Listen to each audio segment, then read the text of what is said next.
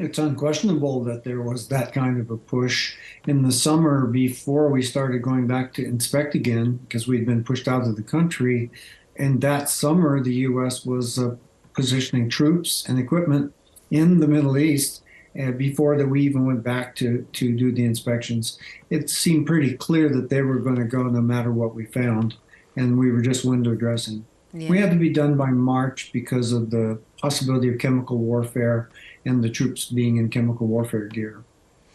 So you were providing the information, the intelligence, and in fact, when you reflect on it, none of the premises for the invasion were found to be correct. Is that right? That's absolutely true. There was nothing about the information that we were given that was true in any way.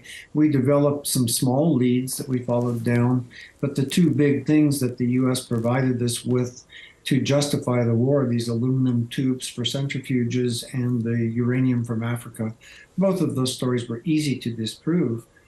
Unfortunately, no one was listening. Yeah. So the invasion happens, and it's very dramatic, and you have President Bush proclaiming that victory is at hand. It was quick, but do you feel in a way that the Americans thought that it was over too quickly? I don't know about over too quickly. They certainly thought that it was mission accomplished, as they pointed out. And I just saw John Bolton on UK TV this morning bragging that the war was worth having and it was a good idea because Saddam doesn't have nuclear weapons today. Well, Saddam's not there today, and he didn't have nuclear weapons at the time. So even someone like John Bolton hasn't learned the lessons that were there. Yeah. Many people would argue, though, that a brutal dictator was overthrown. They had this belief that they could put in place a liberal democracy. Has any part of that been achieved? Well, of course, they use the weapons of mass destruction, in particular nuclear, to justify going and getting him. I don't think that there were, let's put it this way, there were an awful lot of people in Washington and State Department and all who knew there were no weapons there. And the war was justified on the basis of something that wasn't there for what some people thought was the end justifying the means. But I personally, I'm a technical person, feel very, very hurt that we got the best information that could be gotten and we were completely ignored. Yeah. It's come at a huge cost, hasn't it, particularly for the Iraqi people? They apparently have lots and lots of money in the bank from their oil sales, but apparently that money is not making its way down to the people. I don't think it's being used for anything like weapons of mass destruction. I think it's going into corruption. We saw a lot of corruption because we monitored exports and imports into Iraq at the time. And that was one of our very successful jobs, was seeing where they were getting things. And there we saw corruption, kickbacks, that kind of thing, backhanders. It took away a brutal dictator, but has it allowed a lot of different and disparate sort of belief systems and groups to sort of take hold, do you think? I think what they've managed to accomplish is civil war at several levels and putting Iraq in a difficult position because it's more, shall we say, culturally aligned with Iran.